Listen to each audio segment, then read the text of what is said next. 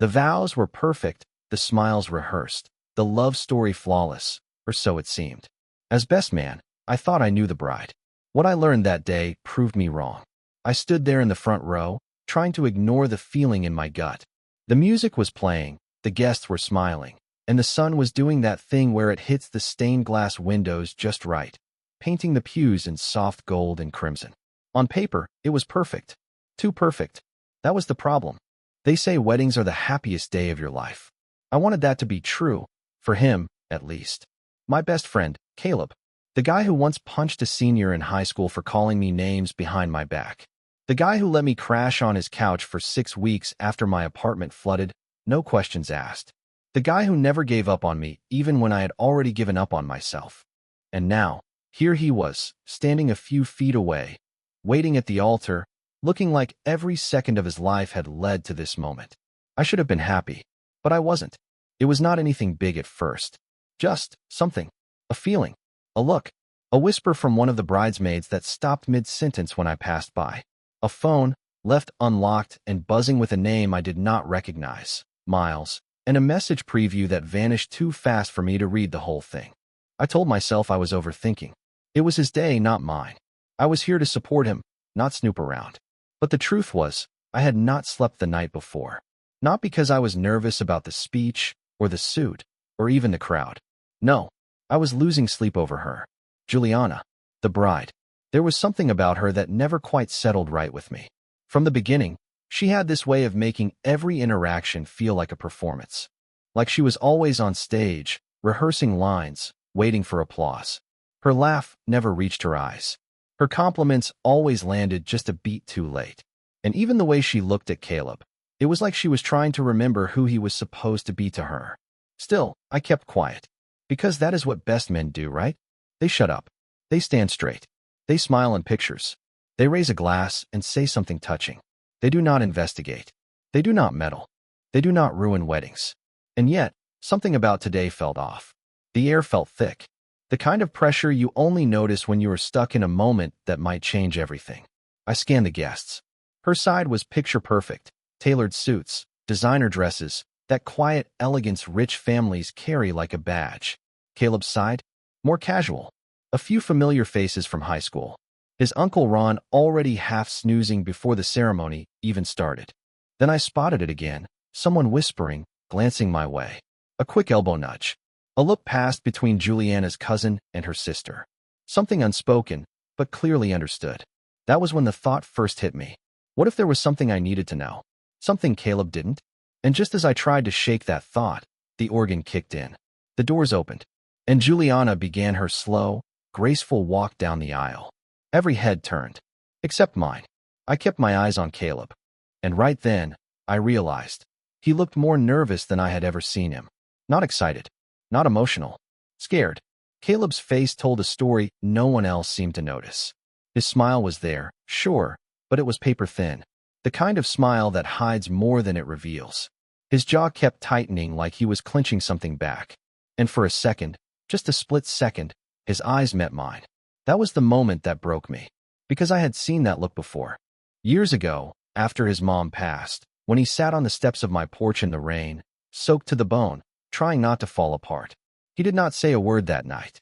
Just stared at the ground like it might open up and swallow him whole. He was wearing the same look now. The kind that says, I know something is wrong. I just do not know how to stop it. Juliana reached the altar and took her place beside him. Her makeup was flawless, of course. Everything about her was, on the surface. But as she reached for Caleb's hand, I caught the smallest hesitation. Like she had to remind herself this was the moment she had been preparing for. She did not look at him, not really. Her eyes scanned the room, pausing just long enough to make sure she was being seen. That gut feeling? It turned into a knot. The vows began. I tried to tune in, tried to be present. But my mind was flipping through moments. Things that had not meant anything before, but now hit different. Like last month, when Caleb told me Juliana had been busy with work and kept canceling dinner plans. Or the time I ran into her downtown with some guy she claimed was her cousin, even though they looked way too comfortable for family. And that weird moment when she asked me, straight-faced, if Caleb ever got suspicious about her friends. I laughed it off. But now, Now it felt like those pieces were building something I did not want to see. I glanced around the church again, eyes scanning for that guy I had seen her with. Miles. That was the name I saw earlier on her phone, right? I did not spot him, but I saw her phone, left behind on the small table beside her bouquet, screen dark. I knew I should not. I knew it was none of my business. But I also knew Caleb, and I knew something was not right. The priest was wrapping up the vows. They were almost at the part where the rings came out. I took a step back, just enough to be out of the camera's view, and moved closer to the bouquet table. That was when the phone lit up again. Miles, tell him, or I will. My chest tightened. I looked up at Juliana. She was saying, I do, like it was scripted. No pause. No emotion. Like it was just part of a checklist. I looked at Caleb, and I realized he was trying not to cry. Not from joy. From something else entirely. And then the priest said it. If anyone here knows a reason why these two should not be joined, speak now. My mouth opened, and I froze. I stood there like a statue, caught between breath and betrayal. My throat went dry. The words were there, burning, but I could not force them out. The moment passed. Nobody spoke. The silence was deafening. And just like that, the priest moved on. Too late. I heard Caleb repeat the words, I do. His voice cracked, just slightly. You would not catch it unless you knew him like I did. And Juliana? Hers came out smooth. Practiced. Like she had said it before, to someone else. The crowd erupted into applause. The music swelled. But inside, I felt like I was sinking. I looked down at my hands. They were shaking. I thought back to the first time Caleb ever introduced me to Juliana. It was at this rooftop bar. Fancy place I could not afford unless it was happy hour. She walked in like she owned the place, wearing some sharp white dress and heels that probably cost more than my rent. She gave me that smile. The kind that made you feel like she had already judged you and filed you away under non-threat. But Caleb? He was glowing that night. Said something like, Man, I think this is it. I think she's the one. And the thing was, he meant it. I remember him in college, back when we were scraping by, eating dollar menu tacos and pulling all-nighters. We made a pact once. No matter what, we would never lie to each other. I told him if he ever got rich, he had to buy me a motorcycle. He said if he ever fell for someone hard, he wanted me to be the one to tell him if she was bad news. Even if it wrecks me, he said. You'll tell me, right? I promised I would. Back then, it felt like just words between friends. But now it felt like a test I was failing in real time. We grew up in the same town, Caleb and I. Knew each other since 3rd grade. He was the loud one, always jumping into fights for people who could not defend themselves. I was the quiet kid who knew how to take a punch, but not how to throw one. He taught me how to fight. I taught him how to calm down. When his mom got sick, he stayed with me and my dad for a month. When my brother OD'd, he was the one who carried me out of the house before the cops showed up. We had been through hell together. That was why I stood there, at his wedding, wondering how I could keep this secret. Wondering if silence was some twisted form of mercy. But Miles's message was burned into my mind. Tell him, or I will. Who was he? A fling? A threat? And why would he say that now? The ceremony had ended. People were clapping, cheering. Caleb looked dazed. I watched him hug his dad, his sister, old friends from school. Then his eyes found mine. He walked over, pulled me into a hug.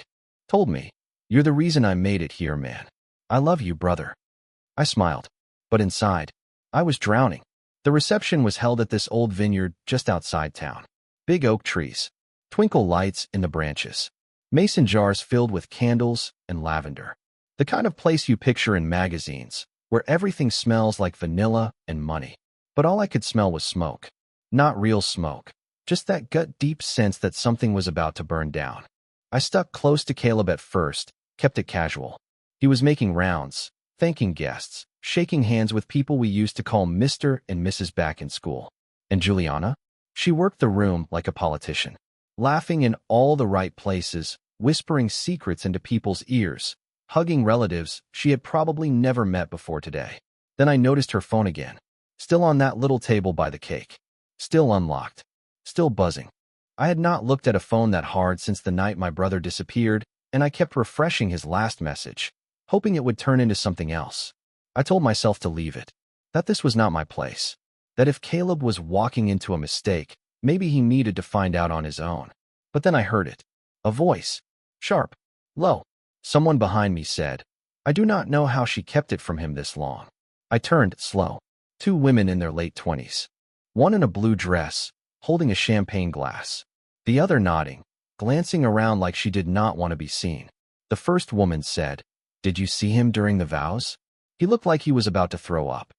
The second replied, "If I were him, I'd be checking that guest list twice. You know Miles is here, right?" That name again. Miles. I felt the blood drain from my face. I stepped away, pretending to head toward the bar, but instead looped around the back of the tent where I could breathe. My stomach was in knots. I pulled out my own phone and typed his name into my texts, my photos, anything. And there it was.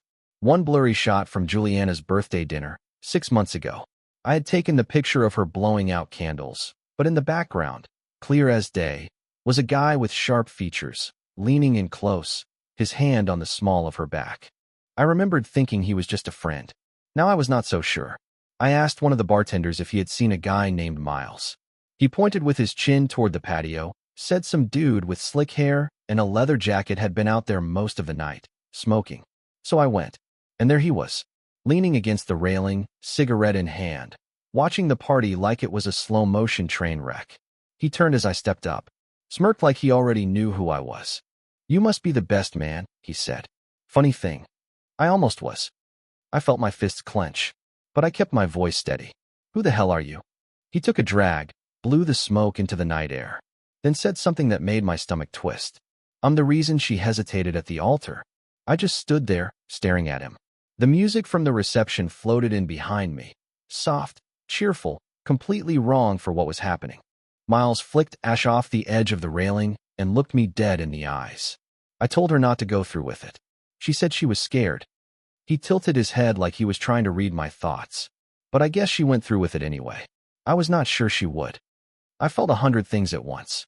Anger, confusion, mostly disbelief. I asked him if he was seriously standing here, smoking a cigarette, acting like this was all some messed up love triangle. He chuckled. "You think this is about love?" That was when I noticed his hand, a small bandage on the knuckle. I do not know why that stuck with me, but it did. The kind of detail your brain picks up when everything else is spinning. I asked him straight, "Are you sleeping with her?" He did not answer right away, just stared out at the rows of vineyard in the moonlight. Then finally, he said it. "Yes." That one word hit like a punch. "She said it was over," he added. "Said it was just a fling at first. Then it got real. Then it got messy." I backed away, not because I was scared of him, but because I suddenly felt like throwing up. Caleb was my friend, my brother, and this guy was talking like he had just stolen his soul. I told him I should knock his teeth out right there. He looked me up and down and said, "You won't. You care too much about doing the right thing. That's why you're here right now, torn up about whether to tell him or not." He was right, and I hated that. I went back inside, my legs moving without me. The reception was in full swing now, guests laughing, clinking glasses, dancing like nothing in the world could ever touch them. I spotted Juliana across the room. She was dancing with Caleb, smiling big, spinning under the lights like some kind of fairy tale bride. But I saw it now, what was behind that smile. The flickers of panic. The stiffness in her shoulders when he pulled her close. She was playing a part, and she knew the walls were closing in. I reached for a drink from a passing tray. Something strong. I took one sip, then another. And just as I was about to step toward the dance floor, a hand tapped my shoulder. It was Caleb. He pulled me aside, away from the music, into the hallway near the kitchen where the noise faded. He looked at me and said something I was not ready for. "Be honest with me. Do you think she really loves me?" I swear, my heart stopped for a second. Caleb stood there waiting, eyes searching mine like he already knew the answer, but needed to hear it from someone he trusted. His tie was loosened now, the top button undone. He looked less like a groom and more like a guy who just wanted out. I took a breath and asked him why he was asking me that. "Why now?" He shrugged, like he did not want to say too much. But I could see it in his face. Something had been eating at him for a while. "She hesitated," he said quietly, "right before she walked down the aisle. Her sister had to give her a little nudge. I saw it." That lined up too well with what Miles had said. Too well. I told him I had noticed things. Whispers. Looks. That she had been acting off. He nodded slowly. "Yeah, I felt it too." And then, he looked down. Pulled out his phone. "She left this in the dressing room," he said. "Figured she would need it later. I picked it up for her." He turned the screen to me. One unread message, still glowing across the top. Miles, still time to leave. Just say the word. I stared at it. My mouth went dry.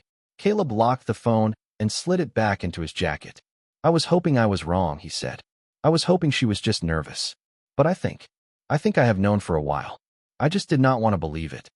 I asked him what he was going to do. He looked up, his voice low and shaky. I do not know. I just know I needed to hear it from you. And that, right there, was the worst part. Because I still had a choice. I could lie, keep things calm, let the night roll on, let him hold on to what little peace he had left. Or I could tell him the truth. The whole thing. The affair. The messages. The man outside smoking like the end of the world was entertainment. I thought about the pact we made when we were kids. About the blood on our knuckles after that one dumb fight. Swearing we would always be real with each other, no matter how much it hurt. I looked him in the eyes. And I told him. I told him what I saw. What I heard. What I knew. Every word felt like I was taking a hammer to the foundation of his life. And when I was done, he just stood there. No yelling. No breakdown. Just silence. Then he said something I did not expect. Thanks for not letting me find out too late. Before all this, before the tuxes, the tears, and the lies, there was just Caleb and me in a garage with a busted old radio, a bucket of cheap beer, and dreams way bigger than our small-town lives. I remember one night in particular. We were 19. His mom had passed a few months earlier. His dad was barely holding it together. I found Caleb out back behind the gas station where he worked part-time, sitting on a stack of milk crates, staring at nothing. He did not cry much. Not in front of people. But that night he broke. I sat with him until the sun came up, neither of us saying much. Just silence. The kind that means everything when there is nothing else left to say. That night stuck with me. That was the moment I knew I would never walk away from that guy, no matter what. That was why watching him now, in that dim hallway behind the reception tent, gutted me. He was too calm. Like the storm had already passed through and left nothing behind but broken pieces. I asked if he wanted to leave. To disappear for the night. Just him and me, like we used to do when life got too heavy. He shook his head. I want to see how this ends, he said. I did not know what he meant. But I followed him back to the party anyway. People were still dancing. Still smiling. The world had not shifted for anyone else. Juliana spotted him and lit up like nothing had happened. She glided across the floor, pulled him into a spin, and kissed him in front of everyone.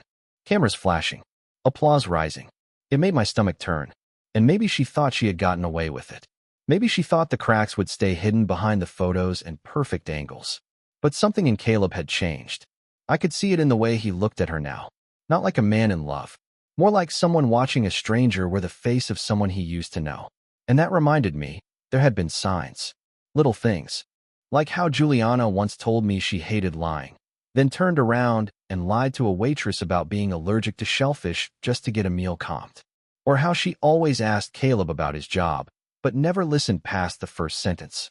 Like she was keeping score more than showing care. There was one night months back. Just me, Caleb, and Juliana in their apartment. We were watching an old movie, and Caleb had his head on her shoulder. She looked at him like she was already somewhere else. She caught me looking and smiled that rehearsed smile. The kind that feels like an apology for a secret you will never hear. Back then, I told myself it was nothing. But now I knew better. The toasts had started. One of Juliana's bridesmaids stood up, glass in hand, laughing too loud, talking about fate and soulmates and all the other fluffy words people throw around when they are trying to ignore reality. I barely heard her. I was watching Caleb. He stood next to Juliana at the head table, hands clasped in front of him, face unreadable. Not tense. Not sad. Just blank. I could tell he was somewhere else entirely. When it was my turn to speak, I hesitated. I had spent hours writing that speech. Memories, jokes, the story about how we met in detention for fighting over a broken chair. It was light, funny, heartfelt, but it did not fit anymore. None of it did. I stood up anyway, held the mic, looked at him. This is a strange moment, I said. You spend your life watching someone grow, go through loss, make mistakes, chase dreams, and then one day you look up, and they're standing at the front of a room wearing a ring, starting something new. People smiled, nodded. I kept going. I have known Caleb for 20 years. We have been through hell and back. And I promised him something once. That if he was ever about to step into something blind, I would be the one to tell him the truth. That got a few confused glances. Juliana shifted in her seat. I looked right at her. She tried to hold my stare, but she blinked first. Caleb, I said, you are a good man. The kind who gives second chances when no one else would. The kind who forgives people even when they do not deserve it. That is your gift, and maybe your curse. He looked down at his lap. Juliana's fingers tightened around his. I finished the toast without revealing anything outright. I just said, you deserve truth. You deserve love that is real, not the kind that hides behind secrets. Then I raised my glass, took a sip, walked off the stage without waiting for applause. The silence behind me said enough. Later, as the crowd thinned out, Caleb pulled Juliana to the side. They stood near the edge of the vineyard, just out of earshot. But their body language told the whole story. She was talking fast, hands moving, eyes darting around. He just listened. No reaction, no yelling, just silence. Then she touched his arm, gently, like she was trying to salvage it. He stepped back. That was the moment. The shift. She realized he knew. And for the first time all night, Juliana looked afraid. I stayed back, gave them space, but my eyes never left them. The lights from the reception tent spilled out just enough to cast long shadows across the grass. Caleb and Juliana stood in that glow like two actors at the end of a doomed play. Too many lines already spoken, no more script left to hide behind. She kept talking, her hands moving faster, like she was trying to stitch the air back together. But he just stood there, arms crossed, his expression flat. Not angry, not cold, just done. I watched her reach for his face. He stepped aside. It was a tiny movement, but it said everything. And then she looked toward me. Our eyes met again. I saw it there, underneath the panic, resentment. Like I was the one who had ruined her night. Not the lies. Not the cheating. Not Miles. Me. She started walking toward me, heels stabbing into the grass, dress swaying like she still thought she could control the narrative. I could feel the tension in the air tighten with every step. When she reached me, her voice dropped to a whisper. You had no right. I said nothing. She took a breath. It was complicated. I nodded. Affairs usually are. Her face twisted like I had slapped her. It was not just that. We were going through things. He was pulling away. He was. I stopped her. You do not get to rewrite the story now. Not tonight. She folded her arms.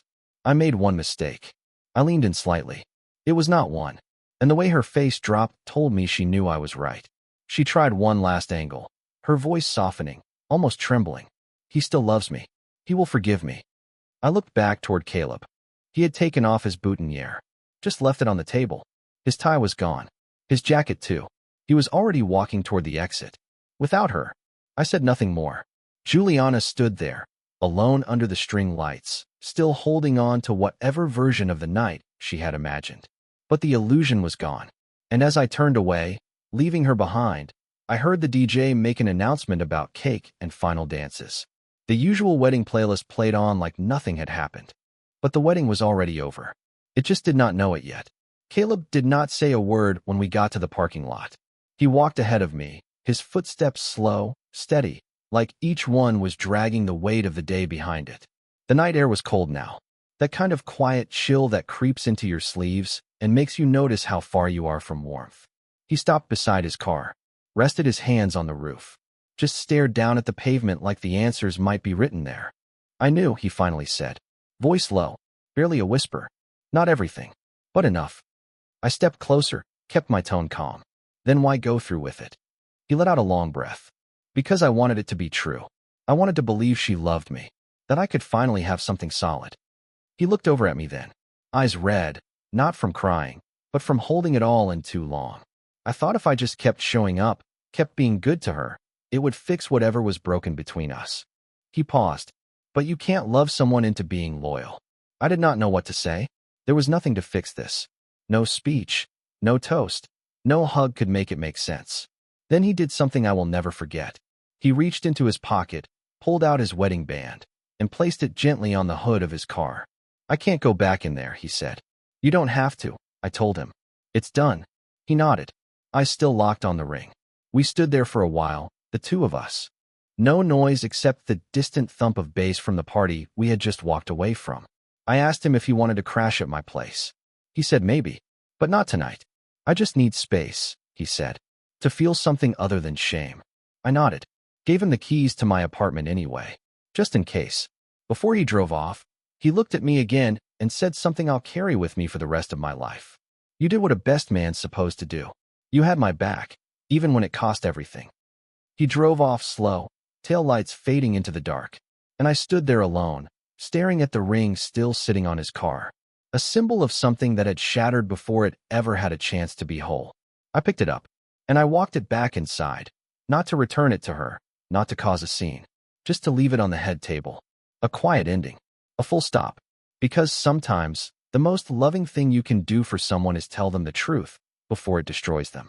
And sometimes integrity means standing in the fire, even when you are the only one who knows it is burning.